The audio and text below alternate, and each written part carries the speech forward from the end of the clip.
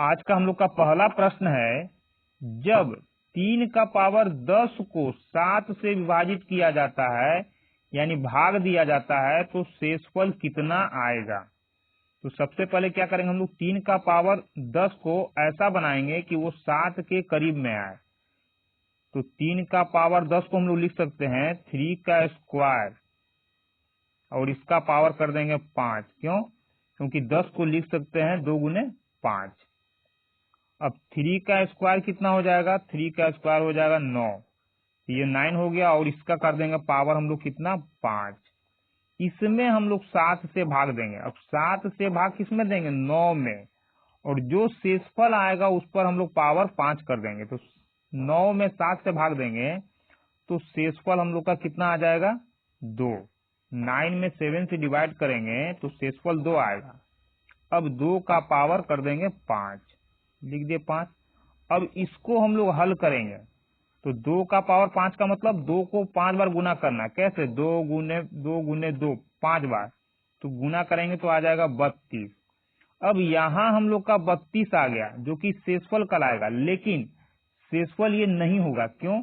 भाग किससे देना था, 7 से, और जिससे भाग देते हैं शेषफल हमेशा उससे कम आता है, जबकि 32 क्या है अभी 7 से ज्यादा। इसलिए फिर से हम लोग 32 में 7 से भाग देंगे और इसके बाद जो शेषफल आएगा वही हम लोग का एक्यूरेट शेषफल हो जाएगा। तो 32 में 7 से भाग देंगे तो कितना बार में जाएगा, 7 चौक 28। कितना शेष बच गया, 32 में से 28 गया 4, शेष कितना आ गया 4। तो यही हो गया हम लोग का फाइनल शेषफल। तो शेषफल कितना आ जाएगा, ऑप्शन नंबर ए 4। हम लोग का अगला प्रश्न है, यदि x प्लस वाई बराबर 11 हो तो -1 का पावर x प्लस 1 का पावर y किसके बराबर होगा। जहां क्या बोल रहा है, जहां ये हो जाएगा x और y क्या है, पूर्ण संख्या है, x और y पूर्ण संख्या है। तो x प्लस वाई का मान क्या, x प्लस वाई का मान बोल रहा है कि 11। अब x प्लस वाई का मान 11 का मतलब ये नहीं है कि हम लोग को एक्यूरेट x और y का मान निकालना है कि x और y का मान कितना होगा कि जोड़ने के बाद 11 हो जाए। नहीं, हम लोग को देखना ये है कि x और y कोई दो संख्या है जिसको जोड़ने के बाद 11 आया, और 11 क्या है, सम संख्या है कि विषम संख्या। तो 11 हो गया हम लोग का विषम संख्या। अब दो संख्याओं को जोड़ने के बाद योगफल विषम संख्या कब होता है, जब दोनों में से कोई एक सम, जैसे मान लीजिए कि यदि एक सम संख्या है तो y क्या होगा, विषम संख्या, या x यदि विषम संख्या है तो y क्या हो जाएगा, सम संख्या। ऐसा क्यों? छोटा से छोटा सम संख्या हम लोग का क्या होता है, मान लीजिए कोई सम संख्या हम लोग ले लेते हैं 2, छोटा से छोटा संख्या सम संख्या ये हो गया 2, और छोटा से छोटा विषम संख्या क्या हो जाएगा 3। यानी इसको हम लोग चेक कर रहे हैं सम और विषम कितना आ जाएगा, 3 2 5, क्या आ गया, ये आ गया हम लोग का विषम संख्या। ये क्या बोल रहा है, विषम और सम, यानी यहाँ फिर कोई सम संख्या ले लीजिए, ये विषम बोल रहा है ना, तो विषम संख्या ले लीजिए। मान लिए कोई विषम संख्या हम लोग का 5 है, तो फिर क्या लेना है, सम संख्या। तो y की जगह सम संख्या कुछ ले लीजिए, तो मान लीजिए यहाँ हम लोग 2 ले लेते हैं तो 7 आ जाएगा। क्या आ गया, 7 क्या, विषम। यानी जब भी विषम और सम या सम विषम को जोड़ेंगे तो योगफल क्या आता है, हमेशा विषम संख्या ही आता है। इससे ये हम लोग को पता चल गया कि यहाँ विषम आने का मतलब है कि x और y में से कोई एक सम होगा और दूसरा विषम होगा। अब दोनों में से या तो ये सम हो या ये विषम, या ये विषम हो या ये सम हो, दोनों कंडीशन हो सकता है। अब दोनों सम या दोनों विषम क्यों नहीं लेंगे, अब यदि दोनों सम लेते हैं तो जैसे मान लीजिए कि कोई संख्या हम लोग का 2 है और 6 है, दोनों सम संख्या मतलब 2 से कटने वाला, तो 2 6 8 हो जाएगा।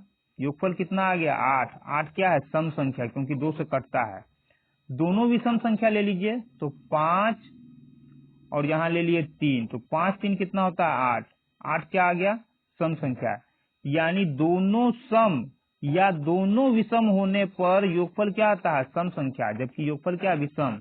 तो इससे क्लियर हो गया कि x और y में एक सम और एक विषम होगा। अब दो कंडीशन है तो दोनों को हम लोग चेक कर लेंगे। दोनों को चेक कैसे करेंगे, -1 प्लस 1 का पावर y। तो यहाँ x है और यहाँ y है पावर। तो पहला कंडीशन हम लोग मान लेते हैं कि x यदि सम संख्या है तो सम संख्या में सबसे छोटा सम 2 और विषम क्या 3। तो यदि यहाँ हम लोग 2 रखे और यहाँ विषम में 3 रखे, इसके लिए, इस कंडीशन के लिए हम लोग चेक कर रहे हैं। पहले कंडीशन के लिए यदि x सम और y विषम हो तो क्या हो जाएगा, ये हो जाएगा हम लोग का 1 का स्क्वायर करेंगे तो 1 -1 का स्क्वायर करेंगे 1 आएगा, और 1 का क्यूब करेंगे तो 1 आएगा, क्योंकि -1 इंटू -1 क्या होता है 1, और प्लस 1 को 3 बार गुना करेंगे तो कितना आ जाएगा हम लोग का, +1 को 3 बार यदि गुना कीजिएगा तो ये हो जाएगा 1। यानी कि 1 का क्यूब 1, तो कितना आ गया 2 आ गया। कितना हो गया 2। यानी कि यदि इस तरह का है कंडीशन में x और y, x यदि सम संख्या और y विषम संख्या है तो योगफल क्या आएगा, इस तरह का जो है 2 आएगा। ठीक है, ऑप्शन में कहीं हम लोग का 2 नहीं दिख रहा है। तो इसके बाद और क्या हो सकता है, दूसरा कंडीशन क्या था हम लोग का, दूसरा कंडीशन था कि x विषम हो और y सम हो। तो विषम के लिए यहाँ 3 रख देंगे और ये हो जाएगा सम के लिए 2, यानी छोटा से छोटा संख्या ही रखना है, सम और विषम। इसके बाद बड़ा भी रखिएगा तो यही चीज आएगा। तो -1, और -1 का क्यूब कितना होता है, -1 होता है। अब +1 का स्क्वायर 1 होता है, 1 से 1 प्लस माइनस गया 0 आ गया, यानी या तो 2 होगा नहीं तो 0। तो 2 तो कहीं ऑप्शन में नहीं है, 0 है, तो हम लोग का आंसर क्या हो जाएगा, ऑप्शन नंबर डी 0। अब यहाँ आप सम और विषम के लिए बड़ा से बड़ा भी संख्या रखिएगा, ये 2 ही आएगा, और इसमें भी विषम और सम बड़ा से बड़ा रखिएगा तब भी 0 ही आएगा। ये कैसे -1 आया, -1 को 3 बार गुना किया गया, यानी -1 गुने -1 गुने -1, माइनस माइनस प्लस हो गया, प्लस माइनस माइनस हो गया, माइनस हो गया, 1 में 1 से गुना करेंगे तो 1 ही आता है, इसलिए -1 हो गया। हम लोग का अगला प्रश्न है, 4 क्रमागत यानी लगातार विषम संख्याओं का योग 160 है, सबसे छोटी संख्या ज्ञात कीजिए। क्या बोल रहा है, 4 लगातार विषम संख्या का योग 160 है, मतलब यदि पहला विषम संख्या हम लोग का 3 है तो इसके बाद से क्या होता है 5, उसके बाद 7 9 लगातार, यानी इस तरह से। और हर विषम संख्या के बीच में कितने का अंतर होता है, 2 का अंतर होता है, यानी 2 2 बढ़ते जाता है। तो यही बोल रहा है कि कोई लगातार 4 विषम संख्या है जिसका योग करने पर कितना आता है, 160 आता है। तो छोटी संख्या आप ज्ञात कीजिए। तो सबसे पहले क्या करेंगे हम लोग, 160 को 4 से भाग देंगे। क्यों, टोटल कितना संख्या, 4 संख्या, और योग ये है, तो योग को 4 से भाग दे देंगे तो आ जाएगा 4 चौक कितना, 4 चौक 16, 40। 40 का मतलब ये बीच का संख्या हो गया, जिसको हम लोग औसत बोलते हैं। 40 हो गया बीच का संख्या, तो बीच का मतलब 2 संख्या इधर 2 संख्या इधर, तब ना ये बीच में आया, तो बीच वाला ये है। 5 संख्या का तो बात हो नहीं रहा है, और ये तो होगा भी नहीं क्योंकि सम संख्या है। यानी कि 40 के बाद 2 संख्या और 40 के पहले 2 संख्या कौन सा, विषम संख्या होना चाहिए। हम लोग से बोल रहा है छोटी संख्या ज्ञात करने के लिए, यानी स्टार्ट यहाँ से हो रहा है तो छोटा संख्या तो यही होगा ना। तो 40 के तुरंत पहले कौन सा संख्या है, विषम संख्या, तो 39 होता है। 40 के तुरंत पहले 39 हम लोग का विषम संख्या होता है। 39 के पहले का विषम संख्या क्या होगा, इसमें से 2 माइनस कीजिए, 37 आ जाएगा। क्यों, क्योंकि हर लगातार विषम संख्या के बीच में 2 का अंतर होता है। जैसे 3 2 5, 5 2 7, 7 2 9, यदि लगातार है तो बीच में अंतर कितना होगा, 2।